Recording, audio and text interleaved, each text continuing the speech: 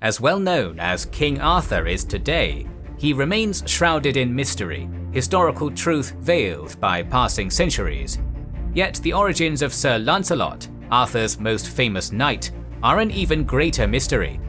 This video offers an overview of a new theory that argues that the character of Lancelot was originally inspired by an 11th century king of Hungary, Laszlo I. How a king from Eastern Europe ended up in Western European fiction, inserted into Arthurian tales by a French court poet, and became the greatest chivalric figure in literature, reveals much about international diplomacy, strategic maneuvering, and the strikingly wide-ranging connections between kingdoms and individual people across the whole of Europe in the Middle Ages. This video is brought to you by our Patreon supporters and YouTube members, and is one of the examples of the exclusive videos they get weekly. Right now, the patrons and YouTube members have 30 videos to choose from, with series on the Peloponnesian War, Italian War of Unification, Risorgimento, and History of Prussia. You can join their ranks by pressing the join button under the video, or use the link in the description and pinned comment to watch exclusive videos, access our member-only Discord, see our schedule, and get early access to the public videos. Thanks for supporting us. To make sense of the story, we must first begin with the origins of the legend of King Arthur. With the evacuation of Rome's legions from Britain by 410 AD, to counter massive invasions of Alans and Germanic peoples on the empire's eastern frontiers, Britain's Dark Ages had truly begun. The native Britons, ill-prepared and weakened by living in prolonged peace, begged Roman authorities for protection from the raids of the Scots and Picts, wild peoples whom the Romans had never subdued. After decades of waiting in vain, the Britons desperately turned to the warlike Anglo and Saxon tribes across the English Channel, asking for protection in exchange for farmland and bribes. Thus, these mercenaries arrived initially to provide help, but realizing the vulnerability of the locals, they soon showed up in great numbers as permanent settlers and, worse, conquerors of Britain themselves. Their depredations and expulsion of the native populace continued unchecked all the way to Britain's western fringes, so we are told in the fragmentary accounts from the time, until heroic resistance emerged.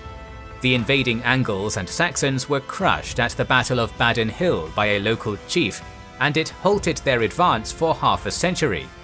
Some pockets of Britain managed to preserve their old Celtic tongues, identities, and scattered half memories of that shining moment, that flicker of Brythonic glory in a dark time.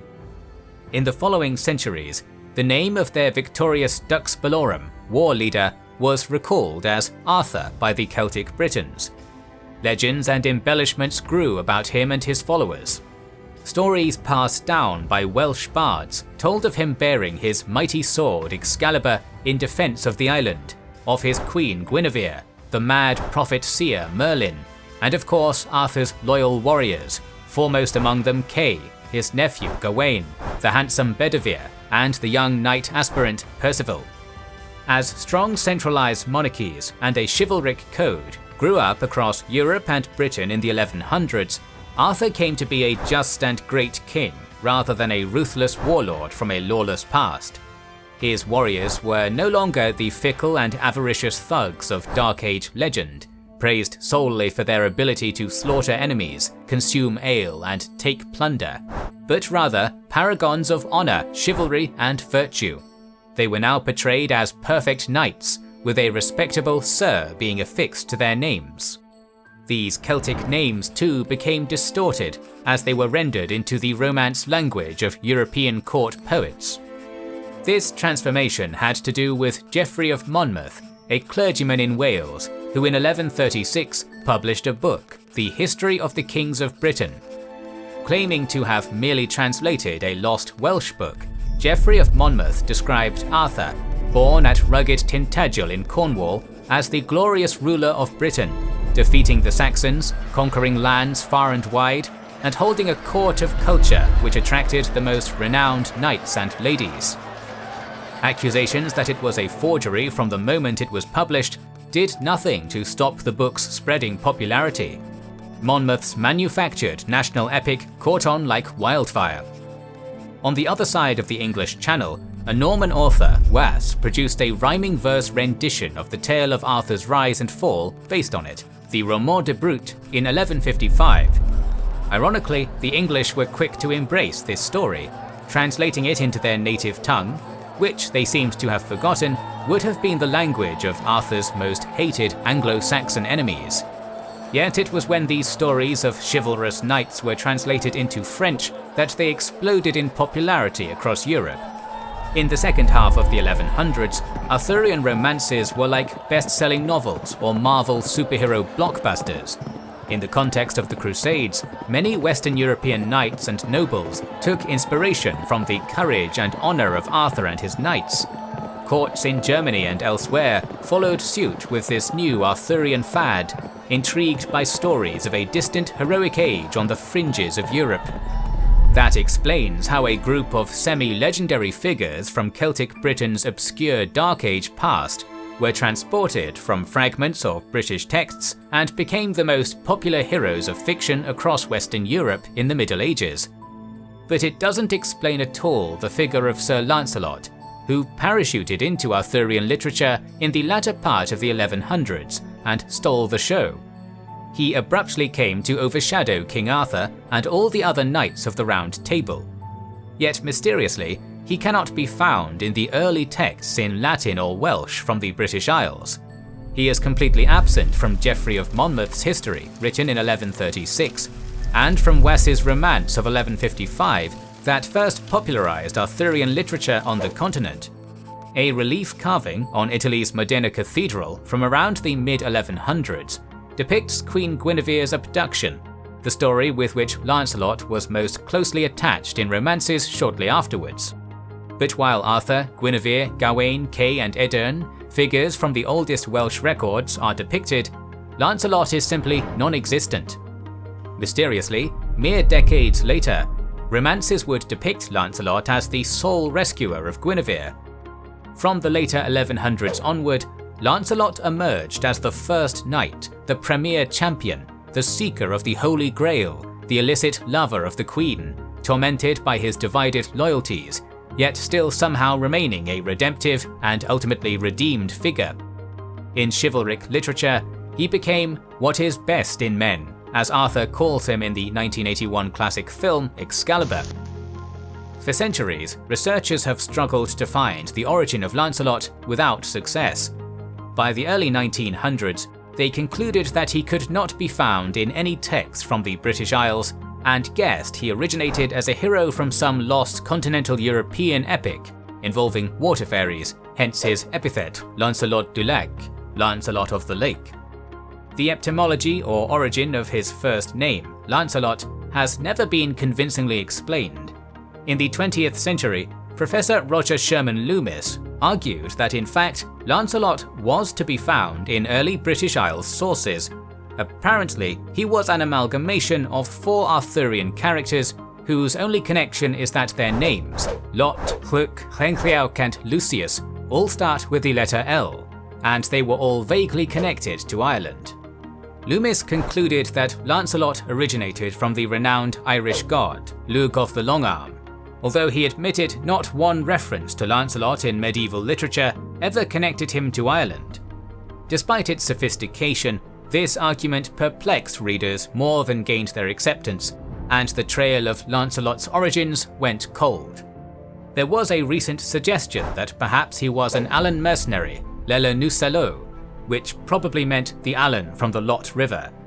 Scholars dismissed this barbaric etymology, suggesting that Lancelot is simply an amalgamation of all heroic motifs through world literature. Rather than being any one hero, he is every hero wrapped in one. Here, as a Kings and Generals exclusive, Stephen Powell lays out a new, much simpler theory. The origins for Lancelot are to be found in one person, the Saint King Laszlo I, who ruled Hungary from 1077 to 1095. The name Lancelot is in fact just a slightly corrupted Romance language borrowing of Laszlo, which is why it has escaped attempts to find its etymology. Nobody bothered searching Eastern Europe. Even Lancelot's first starring role in Arthurian literature as Queen Guinevere's rescuer was inspired by King Laszlo's most celebrated act of bravery, his pursuit and single combat with a Pecheneg nomad to rescue an abducted Hungarian maiden. But why would Arthurian romancers in the late 1100s even be familiar with Laszlo's military campaigns a century earlier on the distant Transylvanian frontier, let alone insert them into a cycle of tales from Celtic Britain? To make sense of this, we need to focus on the earliest mention of Lancelot in literature in the romances of a French poet, Chrétien de Troyes, who wrote 5 Arthurian romances which are among the most popular works of medieval literature, like Erekindinid, Cligès, Yvon, The Knight of the Cart, and Percival, The Story of the Grail. But there's a problem. Despite being one of the most influential authors of the Middle Ages, next to nothing is known about Chrétien, except that his patroness was Countess Marie of Champagne, a daughter of King Louis VII of France. The order in which he finished his 5 romances is known, but their dating is uncertain, with scholars thinking they were written in years ranging from 1160 to 1191. Though there is much debate about this matter, a French literary historian, Claude Loutrel, quietly solved the mystery decades ago by pointing out that Chrétien's earliest romance, Erekindinid, contains references to a book we know was published in 1182. Evidently, Chrétien cranked out all his romances in a short window in the 1180s, and Loutrel suggested approximate dates. Chrétien, who always used Lancelot, from which it evolved into Lancelos and later Lancelot, first mentioned the hero of our story in Erekindinid simply as the 3rd greatest knight of the Round Table. In the next poem, Cligès, he had a small cameo fighting a joust, but it was in The Knight of the Cart that Lancelot had his starring role as the rescuer of the abducted queen. As such, Lancelot appeared and became the main hero of Arthurian literature in the narrow timespan of circa 1184 to 1187. Those happen to be the exact years of an unprecedented political event that tied Hungary and France together, a marriage between the recently widowed King Bela III of Hungary and Margaret, sister of the Queen of France, also recently widowed. The protracted negotiations began in 1184 or 1185, with Hungarian representatives arriving in France, the very same time that Lancelot first appeared in Arthurian romance. These representatives of Bela III maneuvered between the French and Hungarian courts, trying to persuade their French counterparts. Marrying off Margaret to the Hungarian king would prevent a conflict between the English and French monarchs over her territorial inheritance. In 1186, the marriage finally took place. Margaret set off for Hungary along with a large retinue. In the 1180s, a huge number of French influences appeared in every facet of Hungarian culture, especially at Bela III's court. But how does this directly connect to Lancelot? Margaret, the first French royal to ever marry a Hungarian one, was the sister of Countess Marie of Champagne, who was the employer of the court poet Chrétien de Troyes. In the preface to The Knight of the Cart, Chrétien mentioned that Marie had given him the pre-packaged plot outline for the story and ordered him to write it. So, the first narrative to star Lancelot was created by royal order at the time of the Hungarian-French marriage alliance. But there is another startling connection. Bela III at the time was promoting the saint cult of his ancestor, Laszlo I, as a way of legitimizing his shaky rule over Hungary. Bela III had once been named Alexios and had grown up as heir to the Byzantine throne in Constantinople. But when Emperor Manuel I had a legitimate son in 1169, he needed to get rid of his former heir. Bela, taking a Hungarian royal name, was sent to rule over Hungary, and he relied on a Byzantine army to seize power. As a result, Bela III was perceived as an illegitimate usurper by many Hungarians. They even called him Bela the Greek. Hungary's highest bishop initially refused to crown him. To combat these threats to his rule, Bela turned to promoting the saint cult of his ancestor Laszlo I, who was remembered not only as a saintly and pious lawgiver, but also as an intrepid warrior who defended Hungary's eastern Transylvanian frontier from pagan nomads, first as a duke and later as the king. By far, his most celebrated deed was at the Battle of Kurlish in 1068, when Laszlo defeated an invading army of Pechenegs. The Hungarian chronicles record that during the battle, Laszlo saw a maiden get abducted and carried off by one of the nomads. Thinking it was a bishop's daughter, Laszlo personally gave chase on horseback, managed to pull the Pecheneg from his saddle, and at last behead him, despite being so severely wounded that he barely survived. The cult was promoted in Hungary and abroad, with Hungarian officials petitioning the Pope to grant sainthood to Laszlo. When Hungarian delegates, many of whom had been educated at the University of Paris, arrived in France to negotiate a marriage between Bela III and Margaret, they would have been introduced to Arthurian romance performances. They must have said, "You think that's a great story? You should hear about how Bela's ancestor Laszlo rescued a kidnapped maiden." The tale of Laszlo's feat was certainly chivalric, and it seems that Marie of Champagne decided to have her court poet insert it into Arthurian stories, probably as a way of honouring her new Hungarian brother-in-law. Thus, Chrétien wrote The Knight of the Cart, in which a pagan knight, Meleagant, abducts Guinevere and gallops off with her towards his homeland, from which no captives return. None of King Arthur's famous knights can help, but a mystery unnamed knight gives chase. After many romantic adventures, he fights single combat with the pagan for the freedom of Guinevere and other captives. The two champions fall from their horses, and in this climactic moment, as the wounded rescuer is being bested, a young maiden runs up to Guinevere and asks for the name of this mystery knight. Guinevere says what she thinks it is, and the maiden shouts, "Lancelot, turn around and see who is watching you!" At this, Lancelot's morale is revived, and he defeats the abductor, winning freedom for the captives, including the young maiden who dramatically revealed his name to the audience. Eventually, Lancelot beheads the evil pagan. The inspiration for the story is clear. Moreover, the fact that Lancelot's name was revealed only during the climactic battle is an obvious indication that the name held an important meaning for the intended audience, Hungarian guests at the French royal courts. Whatever the case, the project seems to have fallen flat. Chrétien became so disgusted with the ensuing Tristan and Isolde-esque illicit love story that he stopped writing it and another poet had to take over. There is no record of Bela III having heard of the poem, though we know Margaret did arrive in Hungary with a troubadour. All the same, world literature was left with a new hero, Lancelot. It seems this name was just a French pronunciation of Laszlo.